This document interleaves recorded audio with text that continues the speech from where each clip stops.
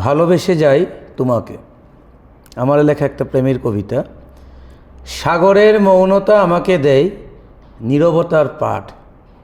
মনে হয় তোমার স্পর্শ পেলেই ভেঙে যাবে এই নীরবতা। নীল সমুদ্রের ঢেউ আশ্রে পড়ে অন্তঃসলিলে। বুকের মাঝে আটকে থাকা বহু দুঃখ ফেনীল ঢেউয়ের সাথে কথা বলে বুক ভরা প্রত্যাশা নিয়ে। ঋতুচক্রের মোহে সোনালি স্বপ্নরা প্রতিনিয়ত হারিয়ে যায় কালের গহ্বরে। তবু আমার মনে হয় তোমার এই বিচরণ সুদূর প্রসারী বলে। তোমাকে ভালোবেসে যাই আজও। নমস্কার, শুভ সন্ধ্যা। পজিটিভতার পক্ষ থেকে আপনাদের অনেক অনেক শুভেচ্ছা, অভিনন্দন জানাচ্ছি। আজকে আমরা আমন্ত্রণ জানিয়েছি ত্রিপুরা রাজ্যের একজন বিশিষ্ট লেখক, ত্রিপুরা রাজ্যের সাহিত্যের একজন বিশিষ্ট গুণী মানুষ, শ্রদ্ধেয় মিঠুন রায় মহোদয়। কবি, লেখক এবং একজন সমাজসেবী, পাশাপাশি উনি সাংবাদিকতার কাজও করছেন। ওনাকে আমরা আজকে আমন্ত্রণ জানিয়েছি। ওনার সাথে আমরা আলোচনা করব ওনার যে কতগুলি গ্রন্থ এবং বিভিন্ন সাহিত্য নিয়ে আমরা কিছু কথা বলবো। আপনারা সবাই সঙ্গে থাকবেন। পজিটিভতার পক্ষ থেকে আপনাদের অনেক অনেক সুস্বাগতম, ধন্যবাদ এবং শুভেচ্ছা জানাচ্ছি যারা কাছে দূরে বসে আমাদের অনুষ্ঠান দেখছেন এবং দেখবেন। আমরা কথায় যাচ্ছি যে ওনার একটা স্বরচিত কবিতা দিয়ে আমরা অনুষ্ঠান শুরু করলাম। কবিতার নাম ছিল ভালোবেসে যাই তোমাকে। কাব্যগ্রন্থ মায়া মৃগয়া থেকে উনি পাঠ করলেন। ধন্যবাদ স্যার আপনাকে অনেক অনেক শুভেচ্ছা, অভিনন্দন জানাচ্ছি। কেমন লাগছে আমাদের এখানে এসে? খুব ভালো লাগছে। আপনাদের এই পজিটিভ বার্তার এই উদ্যোগ সত্যি দারুণ প্রশংসনীয় এবং আমার মনে হয় আগামী দিনে আপনাদের এই পজিটিভ বার্তা ত্রিপুরা রাজ্যের সাহিত্য সংস্কৃতির বিস্তারে লেখকদেরকে যেভাবে তুলে আনার একটা প্রয়াস নিয়েছেন, এটা আরও ফলপ্রসূ হবে এবং নতুন প্রজন্মের লেখকরাও আপনাদের এই কর্মযজ্ঞে সামিল হয়ে নিজেদের মতামত, তার অভিজ্ঞতা তারা ব্যক্ত করবেন, এটা আমার খুব বিশ্বাস। ধন্যবাদ স্যার আপনাকে। স্যার, আমরা একটা প্রথম প্রশ্ন আমাদের জানতে চাই যে সুস্থ সমাজ গঠনে সাহিত্যের অবদান কি? খুব ভালো কথা যে সুস্থ সমাজ গঠনে সাহিত্যের অবদান। আমাদের এই বিষয়ে বলতে গেলে প্রথমে আমরা যে বিষয়টা আলোচনা করা দরকার, একটা সমাজ এর সুস্থতা কিসের উপর নির্ভর করে। আমার মনে হয় যে একটা সমাজের সুস্থতা শুধু মানুষের তার পুঁথিগত বিদ্যা বা মানুষের যেই আর্থিক উপার্জন সেগুলির উপর নির্ভর করে না। সর্বোপরি একটা সমাজের বিকাশ তখনই হয় যখন মানুষের যেই মূল গুণগুলি, মানবিকতা সহ তার মেধার পরিপূর্ণ স্ফুরণ হয়। এবার বলা যেতে পারে যে সাহিত্যের সঙ্গে মানবিকতার সম্পর্কটা কী। সাহিত্য হচ্ছে আমাদের জীবনের চরম ধারা, পর্যায়মান গতি। প্রতিনিয়ত আমাদের জীবনে যেটা হচ্ছে তার মধ্যেই কিন্তু সাহিত্য মিশেল থাকে। একটা ছোটো দৃষ্টান্ত দিয়ে বলা যেতে পারে, ধরুন এই সমাজে চলার পথে আমাদের নিত্য নতুন যে অভিজ্ঞতাটা হচ্ছে, এই অভিজ্ঞতাতেই কিন্তু আমাদের জীবনে সাহিত্যের সঙ্গে যুক্ত হয়ে যাচ্ছে। এই অভিজ্ঞতাটাকে আমরা নিজেদের মনের মাধুরী দিয়ে আমরা তাকে নিজেদের মতো করে রূপ দিতে পারি এবং এই ক্ষেত্রে দেখা যায় প্রত্যেকের চলার পথে প্রত্যেকের অভিজ্ঞতাটা হয়তো বা ভিন্ন ধরনের হয়, কিন্তু তাহলেও একটা জিনিস প্রত্যেকের মধ্যেই মিল থাকে, সেটা হচ্ছে প্রত্যেক সাহিত্যেরই বিকাশের একটা লক্ষ্য, সেটা হচ্ছে যে আমাদের মানবিকতাবোধের বিকাশ, আমাদের নিজেদের যে মনুষ্যত্বের বিকাশ, মানুষের গুণগুলি বিকাশ করা, যেগুলি সমাজের জন্য পরিপূরক হয়ে ওঠে। এবার আসা যেতে পারি যে কেন আমাদের সমাজে সাহিত্যের প্রয়োজন। বিশেষ করে বলতে গেলে নবপ্রজন্মের মধ্যে আমরা দেখছি যে প্রতিযোগিতার বাজারে টিকে থাকার জন্য একটা বিষয় আমাদের মধ্যে খুব ঘুরপাক খাচ্ছে যে কি করে আরও আমরা উপরে উঠতে পারি, কি করে ভালো করতে পারি। এই ভাবনাটা থেকে আমাদের মধ্যে একটা আত্মকেন্দ্রিকতার জন্ম হয়ে যাচ্ছে। এই আত্মকেন্দ্রিকতা থেকে বের হবার জন্য অভিভাবকরা পর্যন্ত কিন্তু আমরা সেই দায়িত্বভারটা নিতে চাইছি না বা ছেলে মেয়েদেরকে সেভাবে তৈরি করতে পারছি না। এই ক্ষেত্রে তাদের পুঁথিগত বিদ্যার পাশাপাশি তারা যদি সাহিত্য সংস্কৃতি চর্চার সঙ্গে ছোটোবেলা থেকে যুক্ত থাকে, সাহিত্য সংস্কৃতি আমাদের এই ভাবনাতে দেয় এই জীবনটা শুধু নিজের জন্য না, শুধু সমাজে তোমাকে নিয়ে ভাবলে হবে না, এর বাইরে গোটা সমাজ রয়েছে, তাদেরকে নিয়েও তোমাদের ভাববার প্রয়োজন। তো সেই ক্ষেত্রে আমাদের মনে হয় সাহিত্যের একটা বড় ভূমিকা। ধরুন সাহিত্যের মধ্যে যে গল্প, একটা গল্প যখন যিনি গল্পটা লেখেন, আমি নিজেও একজন গল্পকার, আমার পত্রিকায় বিভিন্ন সময় বিভিন্ন গল্প বের হয়। একদম গল্পটা যখন লেখেন গল্পকার, তখন 2-3টা বা 4-5 জনের কাল্পনিক চরিত্র নিয়ে তিনি গল্পটা তৈরি করেন, লেখার চেষ্টা করেন। কিন্তু এই গল্পটা যখন পাঠকদের হাতে যায় তখন সেই গল্পটা সার্বজনীনতা হয়ে যায়, সকলের হয়ে যায়।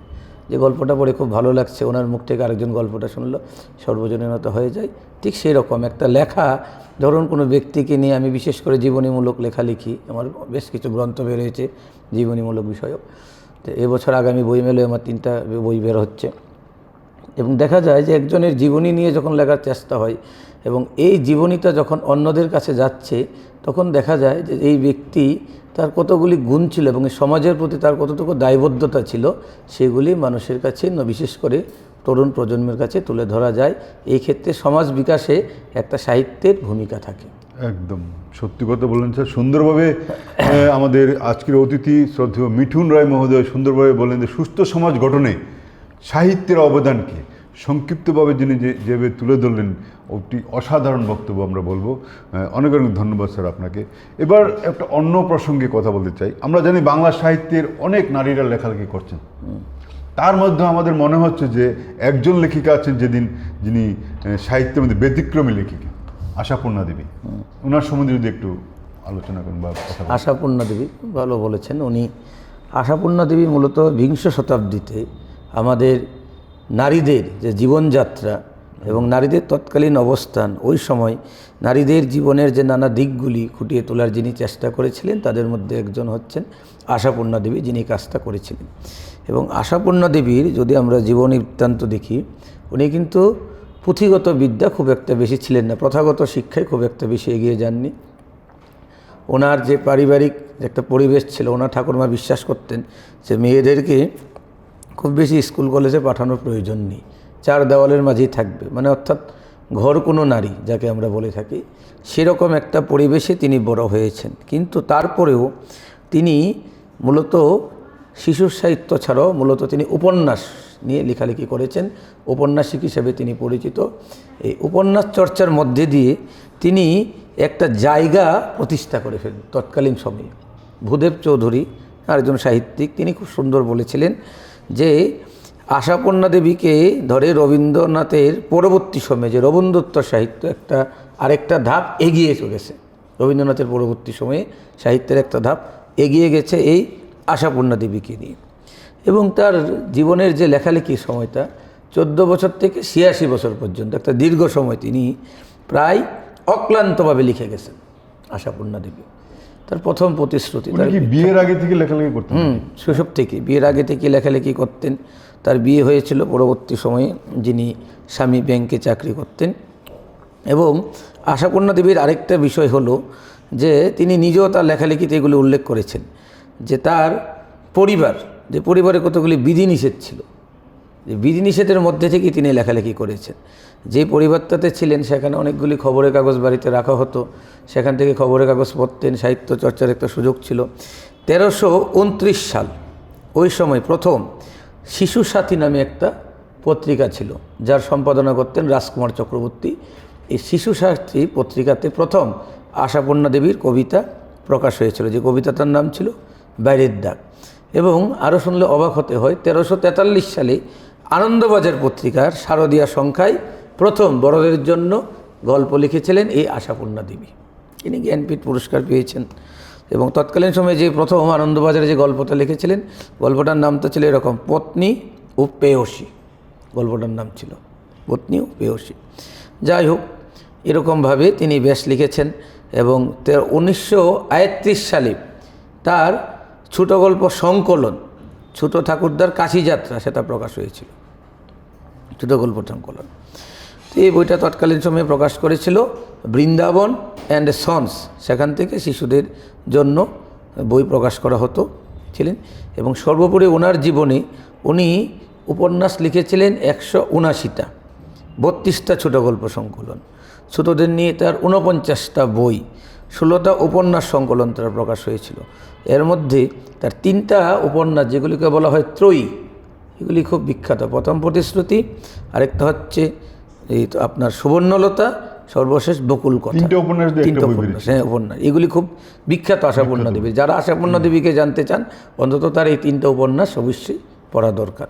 এরকম তিনি আরেকটা গুণ তার মধ্যে ছিল, সেই গুণটা হচ্ছে তিনি এই যে বললাম সুবর্ণলতা থেকে শুরু করে উপন্যাসগুলিতে তার প্রত্যেকটা উপন্যাসের মধ্যে নারীদের প্রধান, এরকম নিজেও বলেছেন যে আমার উপন্যাসের মধ্যে কখনো রাজপুত্ররা এসে রাজকন্যাকে উদ্ধার করবেন না, উল্টো রাজকন্যার আগেই রাজপুত্রকে উদ্ধার করবেন। মানে ভাবনাটা কীরকম ছিলেন, পজিটিভ ভাবনা। সমাজে নারীদেরকে উদ্ধারে কেউ এগিয়ে আসবে না, নারীরা পুরুষদেরকে উদ্ধার করবে। এটাই একটা তার লেখার মধ্যে অন্য সাহিত্যিকদের রচনার চেয়ে একটা আলাদা একটা তফাৎ বলা যেতে পারে, এরকম একটা তফাৎ ছিল। এবং পুরুষতান্ত্রিক সমাজে যে অন্যের শাসনের দ্বারা নারীরা পরিচালিত হচ্ছে, এর প্রতিবাদ তিনি জানিয়েছিলেন তার লেখার মধ্যে দিয়ে, যে নারীদেরকে দাবিয়ে রাখা যাবে না। আজকে আমরা দেখছি যে এই যে নারী ক্ষমতায়ন নিয়ে এখন অনেক কথা বলা হয়, নারীদের জন্য আইনসভা থেকে শুরু করে নানা জায়গায় আসন সংরক্ষণ করা হচ্ছে। তারপরেও কিন্তু একটা প্রশ্ন, যে প্রদীপের তলায় অন্ধকার, প্রদীপের উপরে আলো, নিচে অন্ধকার থাকে যাকে বলা হয়।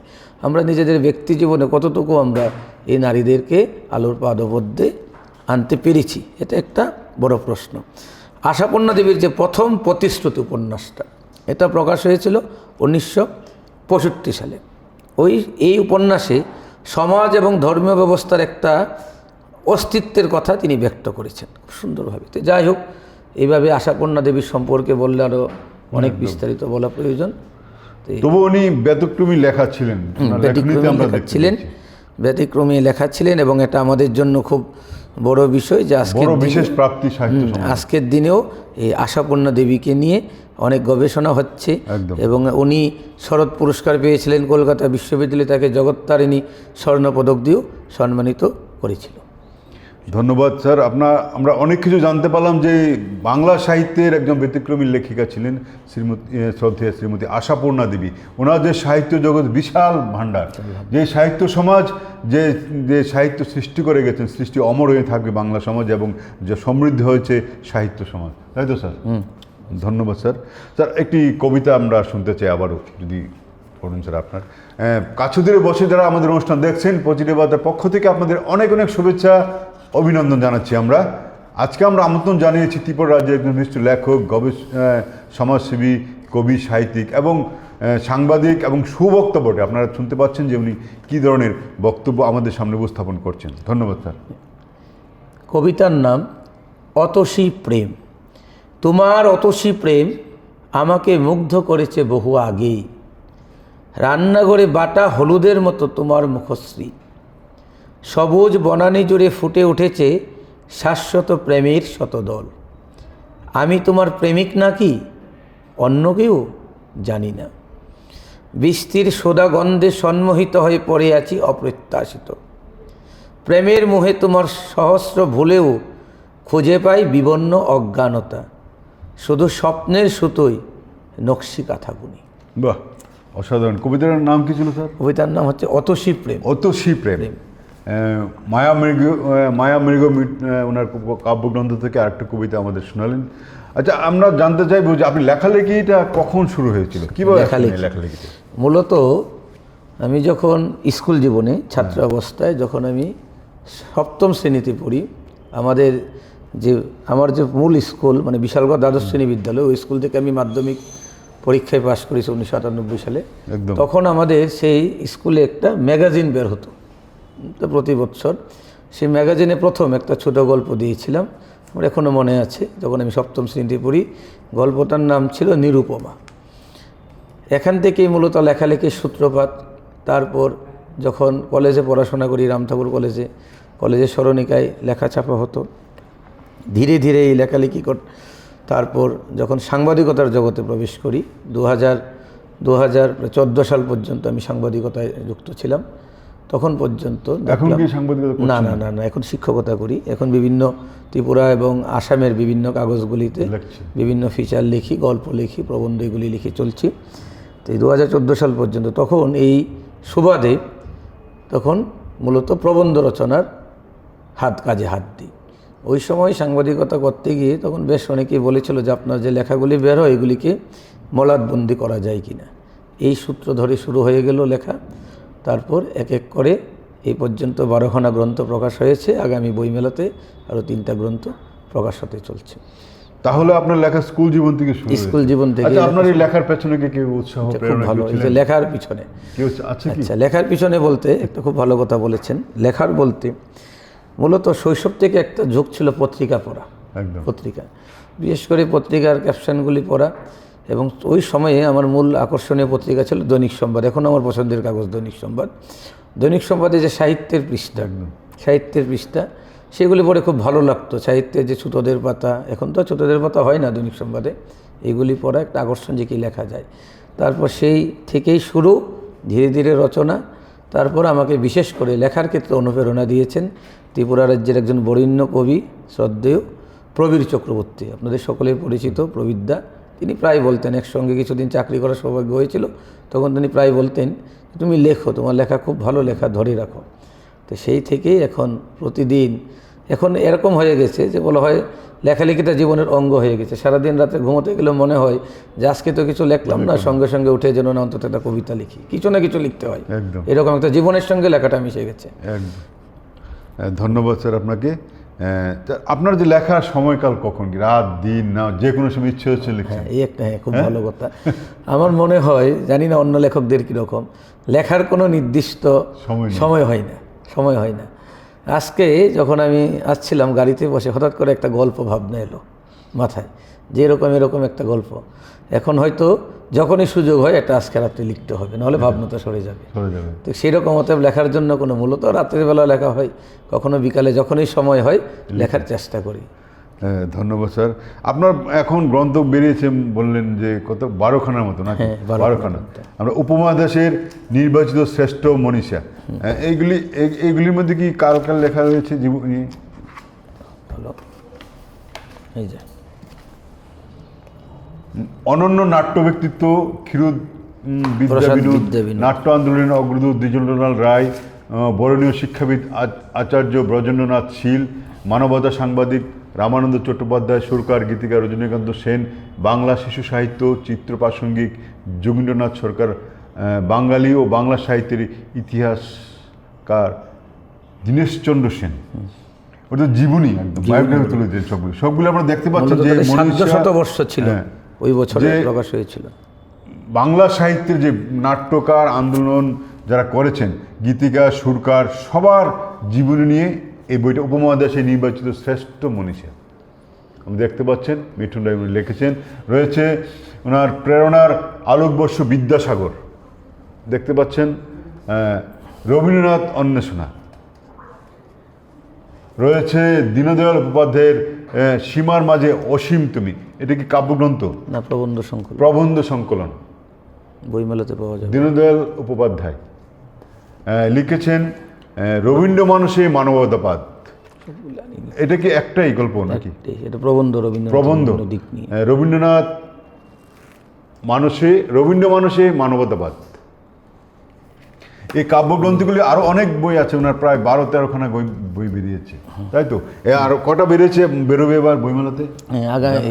আগামী 43তম বইমেলাতে আরো 3টা বই আপনারা আচ্ছা, বইমেলা যখন আসে, আমাদের বইমেলা যখন আসে, আমরা একটু লেখালেখি করি, ইচ্ছা একটা বই বের করতে, কেন ইচ্ছাটা থাকে, কি কারণ? ঠিক এটা বলতে গেলে কি, জল ছাড়া যেরকম মাছ বাঁচে না, ঠিক যারা লেখক তাদের একটাই স্বপ্ন থাকে যে আমার লেখাটাকে অন্তত মলাটবন্দি করা দরকার। একজন লেখকের সর্বস্ব শক্তি, সর্বস্ব ভালোবাসা, মমত্ববোধ থাকে তার লেখার মধ্যে, একদম। এবং এই একজন লেখক তখনই আনন্দ পায় যখন তার লেখাগুলিকে দিয়ে মলাটবন্দি করা যায়। এর চেয়ে লেখকের মনে হয় জীবনে কোনো স্বপ্ন থাকে না।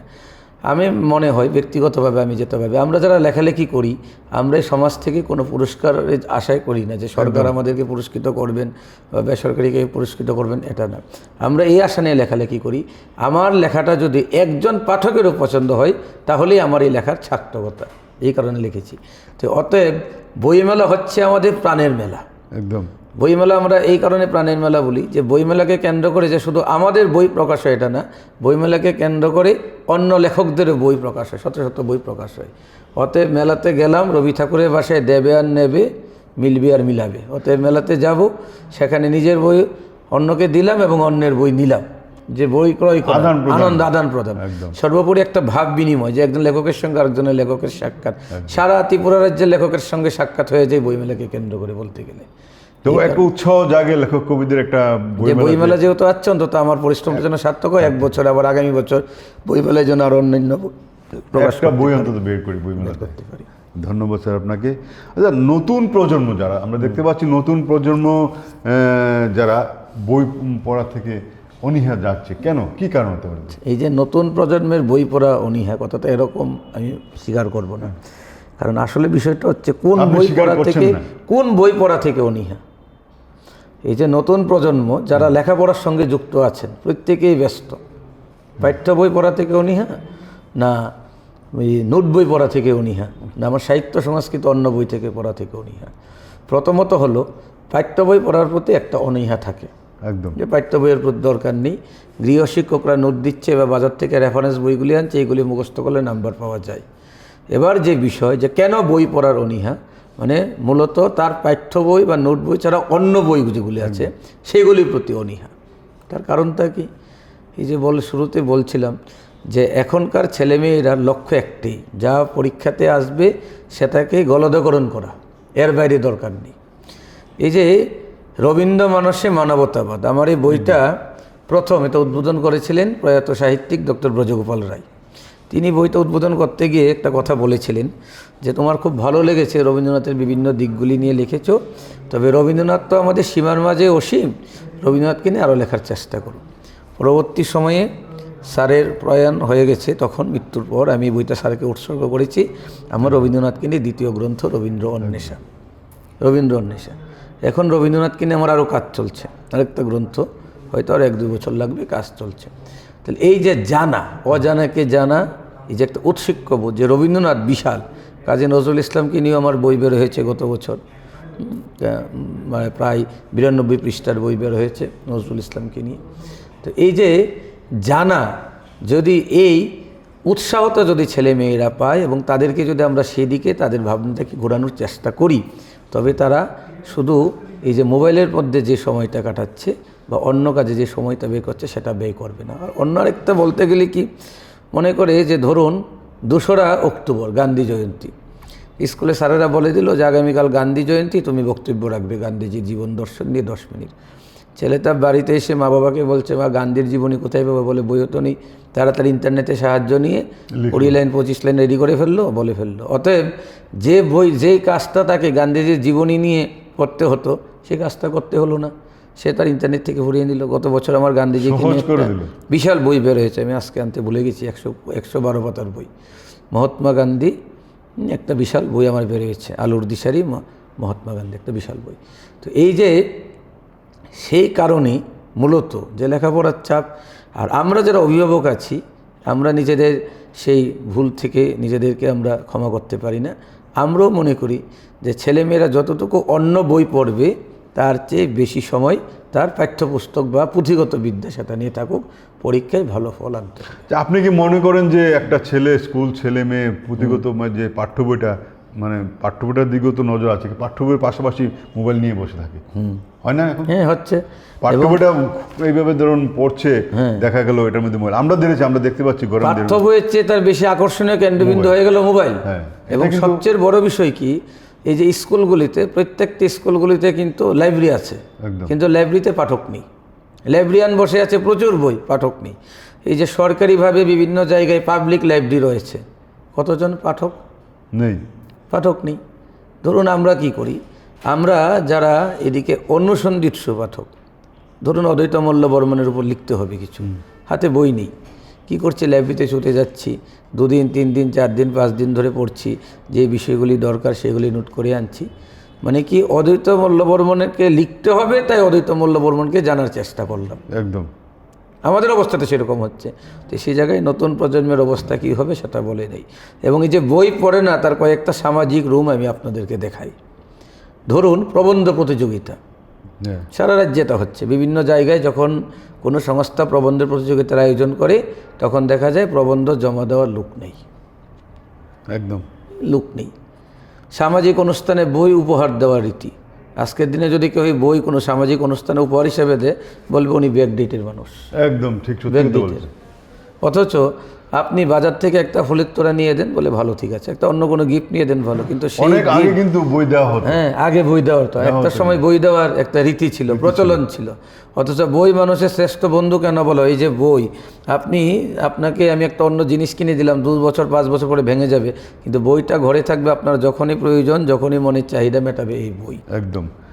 হ্যাঁ, ধন্যবাদ স্যার। ই বুক কিন্তু অনেকে ইবুক, দেখছে, কিন্তু এই বিষয়টা কিন্তু ইবুকে নিউ জেনারেশনের কাছে ওই যে বললাম, মনে করছে এত ভারী বই লাইব্রেরিতে যাবে, গিয়ে সংগ্রহ করবে, অনেকে ইবুকে পড়ে নিচ্ছে। তবে ইবুকের ব্যবস্থা, সব বই কিন্তু ইবুকে পাওয়া যায় না।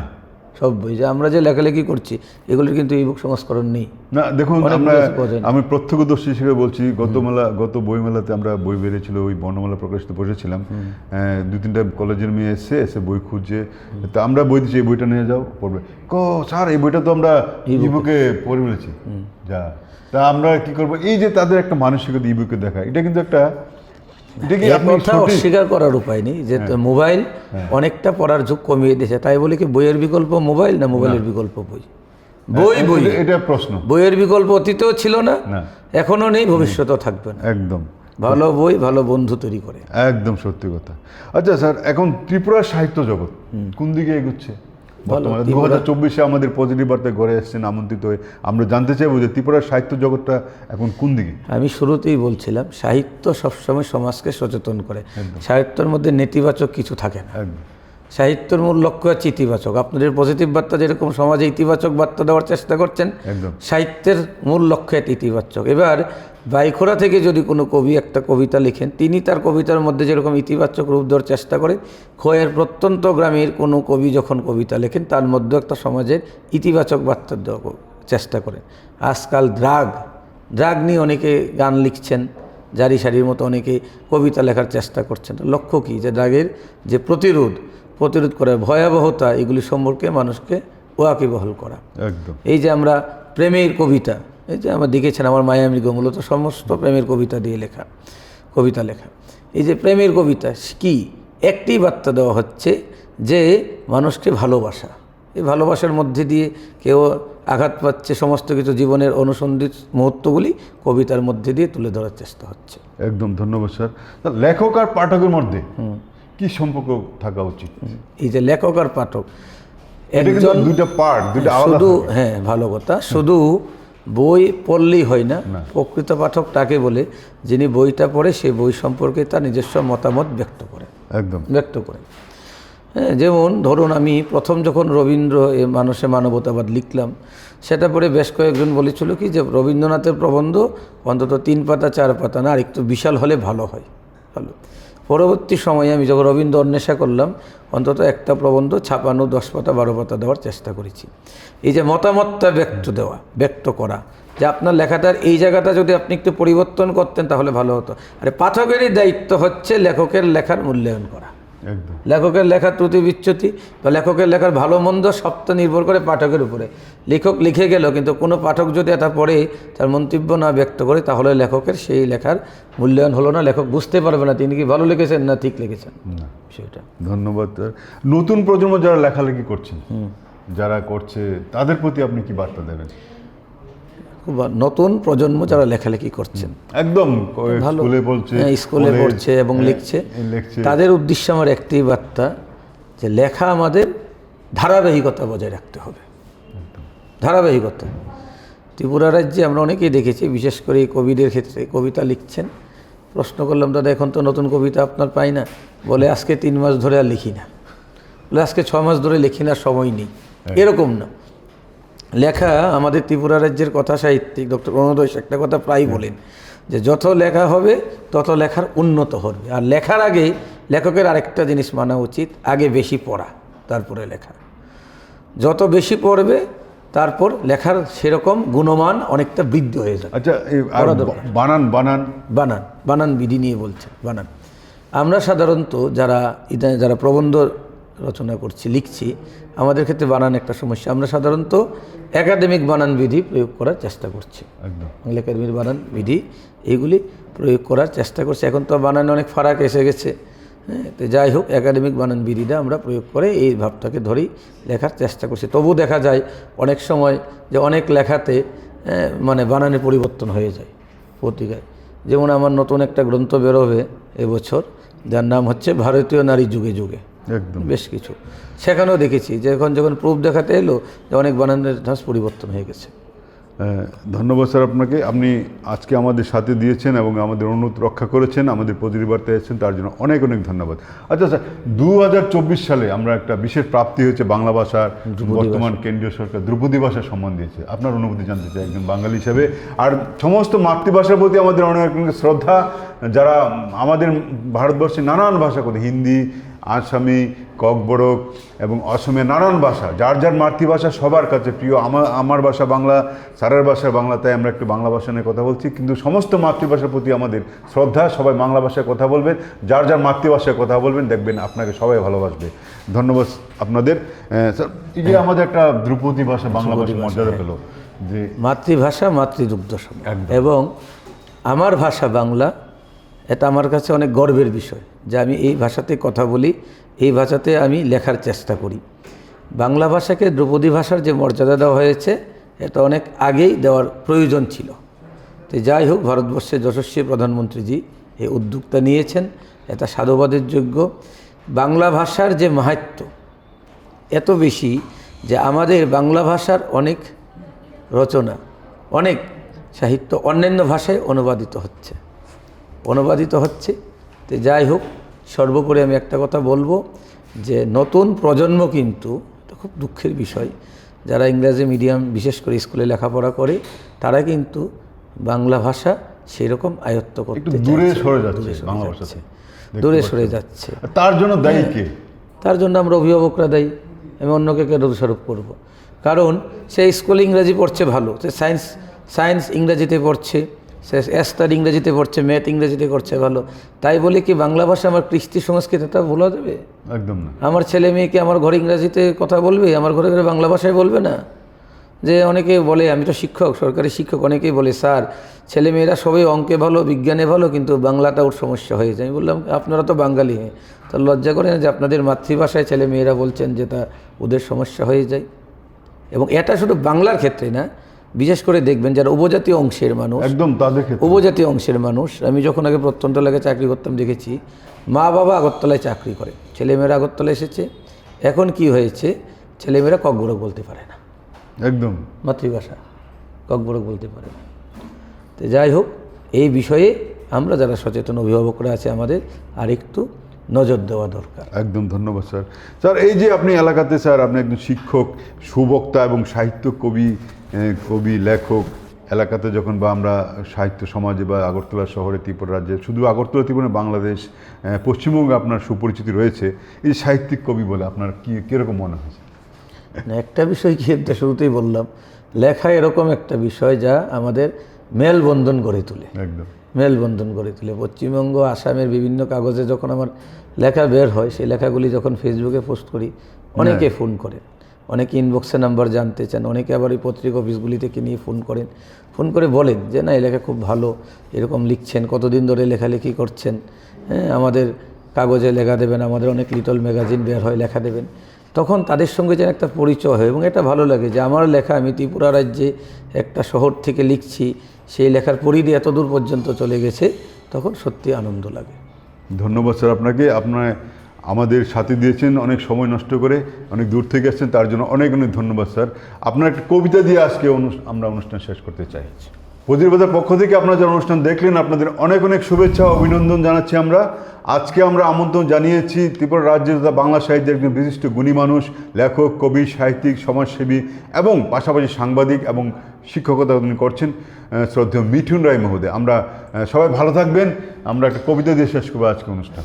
কবিতার নাম নৈশব্দের রক্তছাপ। স্বার্থে আঘাত পড়লে আটকে ওঠে রূপবতী, যৌবনে সেজে উঠেছে দেবমানব। পরিচয়হীন মানুষটাকে আলিঙ্গন করতেও দ্বিধা নেই, মানবতাকে সে জড়িয়ে ধরেছিল, কিন্তু নিজের স্বার্থের জন্য ভালোবাসাকে ছুরিকাঘাত করবে তা কেউ জানত না। আগুনে পুড়ছে যন্ত্রণার স্বরলিপি, নৈশব্দের রক্তছাপ এখনও মুছে যায়নি। ধন্যবাদ স্যার। কবিকণ্ঠের কবিতা দিয়ে আমরা আজকে অনুষ্ঠান শেষ করলাম। সবাই ভালো থাকবেন। শুভরাত্রি, নমস্কার।